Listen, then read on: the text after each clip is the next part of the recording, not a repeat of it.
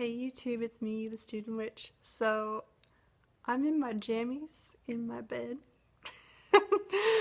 um, First of all, I'd like to thank Ember for your giveaway, for the newbie giveaway, and for just being very generous and open-minded and open-hearted when it comes to newbies. I'm a newbie, even though I'm old to be a newbie. I know a lot of people come into the craft when they're teenagers, but I'm 28. And I first started this whole thing when I was, let's see, 26 and a half or 27, so it took me a while, but hey, better late than never. But I really do appreciate it, and it's just really nice to come into a community without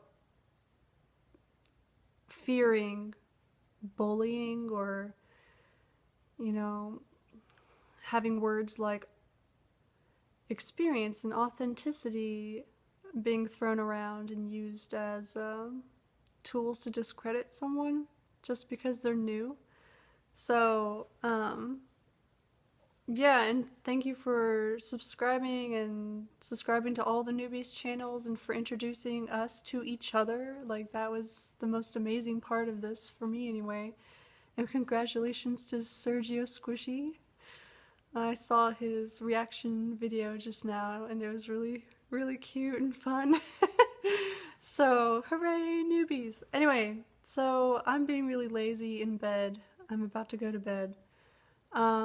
But I thought of a video that I wanted to do for my shadow work series because this year is my shadow work year. And this is going to be more of a vlog style video, not very like informative or whatever, so just bear with me or move along. I actually recorded this video last week, but I was just an emotional, slobbery mess, and I just deleted the original that I recorded because it was just, no, I need to do this when I'm calmer. So I think the title of this video will be like Shadow Work Vlog when life punches you in the gut. So, but you learn a lesson from it. So, I was debating whether or not I should share this on a platform like YouTube because it is a very kind of personal thing, but fuck it. So a few weeks ago, my husband and I had a pregnancy scare. And so one of my main motivations for focusing on shadow work this year, and it's the motivation that I set down before this whole pregnancy scare happened, was to prepare myself mentally, emotionally, and spiritually, and physically for motherhood, because in about a year and a half, my husband and I plan on baby making.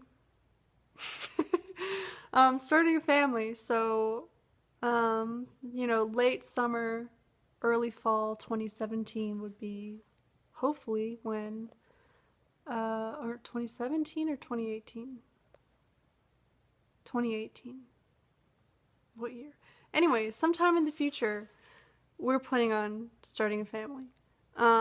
So, for those of you who may not know, right now we're in a long distance relationship because he's finishing his PhD in Georgia and I'm up here in Massachusetts, getting started on mine. I'm in my second year, so this is our second year apart. It's also our second year of marriage, so hooray for spending most of our marriage apart. We're pros at it though. The whole long distance thing, we're pros by this point, but it's really hard still, even though we have experience with it now. Anyway, that being said, if I were pregnant right now, which I'm not, but if I were, it would be really terrible timing. Really bad timing. Because we're not exactly sure when he'll be able to move up here to finally live together and be together again. He has applied for a grant. He's writing his dissertation right now, So he finds out if he got the grant in May. So we're just biting our nails until May. And if he doesn't get the grant, then he'll finish his dissertation in Georgia. Dissertation. That can be a hard word when you're kind of sleepy. Anyway, so there's a possibility he'll be able to finally move up here and be with me next year. And our situation is even more complicated by the fact that he's not a US citizen. He is from Chile. And he is here with a Fulbright scholarship. And the type of visa that he has with his Fulbright requires him to go back and live in Chile for 2 years before he is ever eligible for a green card in the US. And that is regardless of marrying me. Like, we got married, one of the reasons we kind of got married early was to aid his visa immigration paperwork. And then come to find out, in the long run it will help. But as far as his 2-year homestay requirement with his visa, being married to me doesn't do shit for him. He still has to go back to Chile. So we're trying to figure life out. Anyway, we'll figure it out. I might have to go live in Chile, in which case I'll be the student witch in Chile. And actually, I've done research on this. There are pagans in Chile. There are Wiccans in Chile, in Santiago, the capital, at least. And they do celebrate the Wheel of the Year, but they just do it reversed because it's, the southern hemisphere. So right now it's their summertime. Anyway, I'm digressing. Pregnancy scare. So my cycle was really weird. I was having cramps and backaches at a time in my cycle when I normally don't have cramps or bloating and backaches. My period was late, but I have taken multiple pregnancy tests and my period did eventually come. So I am not pregnant. But I was scared I was. But a part of me was also really excited because I do want to be a mother. Like I said, I'm 28,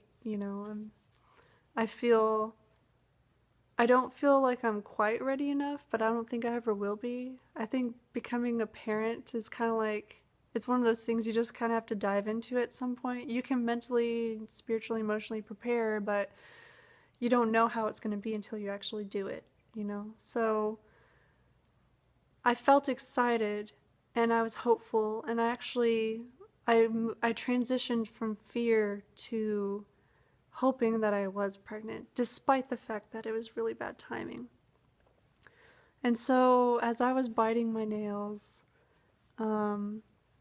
waiting for my period to either come or not come, I actually started reflecting on how this shadow work that I'm doing is not just about me, it's about my future children. And how the impact of shadow work can stretch across generations. And I realized that my main motivation for becoming a parent is to finally have one generation of my family who doesn't know what abuse is. And now let me explain. So both of my parents come from pretty poor, abusive backgrounds. On one side of the family, there was one of my parents, and I'm going to keep this vague as far as which parent it was, so I'm going to use gender neutral pronouns and stuff. So on one side of the family, it was really bad physical violence and physical abuse, and this parent, like, my grandfather, because this abuse on both sides of my family was perpetrated by my grandfathers. So on one side, my grandfather was very physically abusive to my parent and to my grandmother, like beatings, and he also cheated on my grandmother. And anyway, on the other side of the family, there's a history of mental illness especially bipolar. And my other grandfather sexually abused my parent. So trauma can be generational, meaning that trauma, the effects of trauma, can be passed down through the generations. And actually, this has been proven genetically. Like, I can't remember where I read this, but there was a study done where these scientists went to this town, and I think it was one of the northern, like Sweden or Norway or something. It was a small isolated village where the population was relatively isolated. And this village, a couple hundred years ago, had suffered a really bad famine that lasted for years and years and years. So the people at that time suffered a lot. And somehow these scientists, by analyzing the genetics of these people, saw how that famine that happened generations ago mutated some of the genes, and those mutated genes are still being seen in the generations of today. So trauma literally can mutate your genes and affect generations. So, and that doesn't go just for genes, that can go for your emotional and psychological health as well. So the way that both of my parents dealt with their trauma, they did not go to psychologists or psychiatrists or anything like that. Not until recently. One of my parents has to go because of the whole mental illness thing. But anyway, but when I was growing up, you know, I consider my background to be working class and rural. I don't have an accent because it was kind of trained out of me, but I grew up in Kentucky. And neither of my parents went to college. I'm the first generation in my family to go to college, so like I really identify with like my working class background. So, you know, poor people and working class people, they don't go see a psychologist or a psychiatrist. They don't go to therapy because oftentimes their insurance doesn't cover it, if they have insurance at all.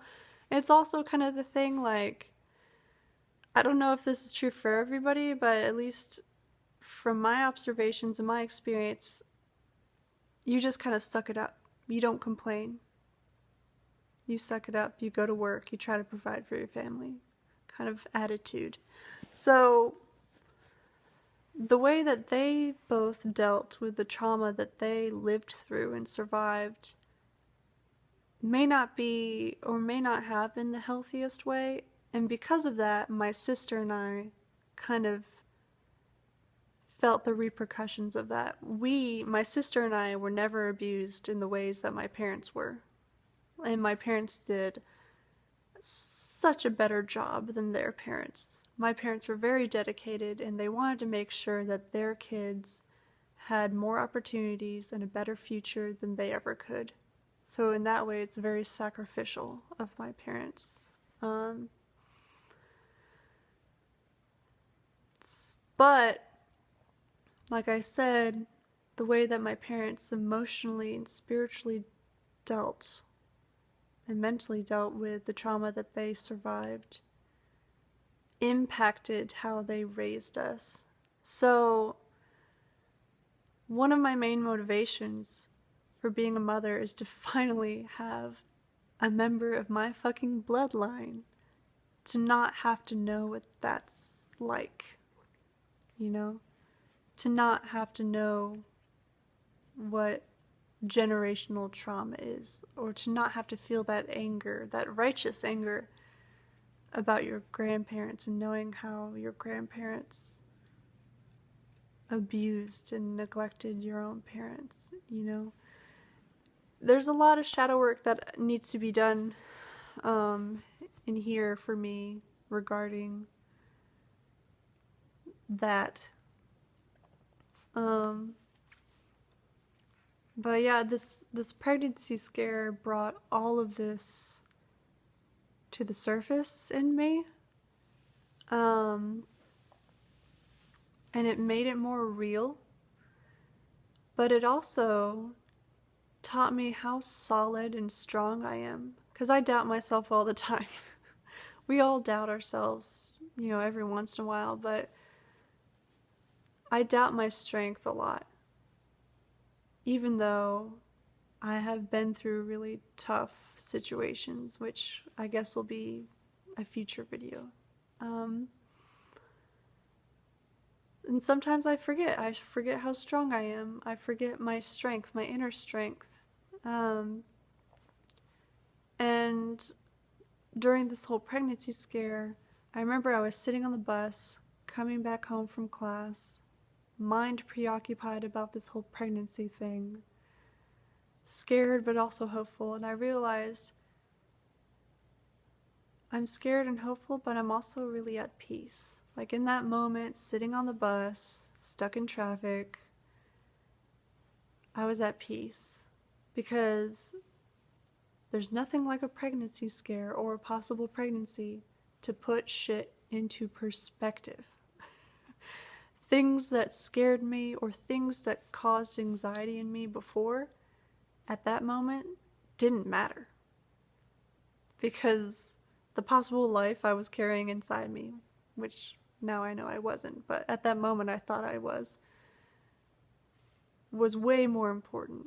And I don't know, it was just like this ultimate like root feeling, when you're working on grounding yourself and just finding like mental and emotional stability with yourself, like you're working with smoky quartz or something like that, and you just like, sometimes you feel this like lightning bolt that just like drives you down into the center of the earth, and there's nothing more grounding than that. Well, I had one of those moments, and it was really empowering for me to be reminded of the strength I do have within me. That even if I was pregnant, which I'm not, but even if I was, I knew that I was going to be all right. I knew that I was going to make it work, and I knew that I was still going to finish my degree, god damn it. So those are the two main eye-opening, gut-punching, but in a good way kind of things that this whole pregnancy scare helped me to see within myself. It helped me to see some of the shadow work that I still need to do regarding, family history and stuff like that. It also helped me to see how much I do appreciate my parents for all the hard work that they did and for all the sacrifices that they made, so that I can be doing what I am doing now, which is pursuing my dream. And it made me see how strong I am and how I need to work on remembering that and having more confidence in that. So sometimes when life like fucking blows you over, there's a silver lining in that. And that's what shadow work helps you to see. It helps you to see the light in the darkness. It helps you to look at things objectively and remember your strength, but also remind you of what you might need to work on still. So anyway, this is my shadow work vlog. I am not pregnant. I'm excited to be pregnant someday, but not anytime soon. And I'm just really excited for this shadow work process to just strengthen myself even more and to work on just self-care and self-love. Just preparing my body, my mind, my spirit as much as I can for hopefully creating a new life in the next year and a half or so. So anyway, this is my vlog. Thanks for watching.